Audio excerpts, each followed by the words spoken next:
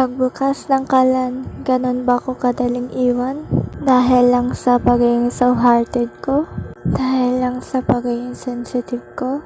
Iiwan niyo na ako? Masama pala akong tao. If I choose to die, I will go to hell. Saan ako tatakbo at sino tatakbuhan ko? Kung death ay scary na you will go to hell, pero pagpatuloy mo yung buhay mo, you will go to heaven. Kahit na pagpatuloy mo yung buhay mo at malungkot pa rin, yung para bang wala kang happy ending, yung toxic family mo hindi pa rin lumilipas sa problema, walang happy ending, or yung family problem mo.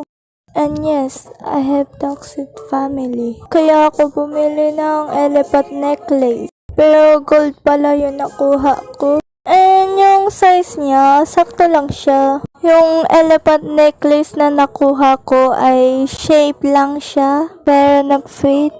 Kaya hindi ko suot-suot. At ang sabi ko naman sa isip ko, bibili na lang ako ng bago kapag may pera na. And syempre, bilhan muna natin yung mga importante na gamit bago yung necklace. Halimbawa, yung mga school supplies. And then, ayun na nga, left out nga ako sa pamilya ni mama eh. Tsaka, piluso pa yung mama ko. Kaya, hindi na lang ako nagtatanong kung importanteng tanong man yan. Nananahimik na lang ako at nagpe-pray ako sa isip ko. When I feel so heavy, I run to God.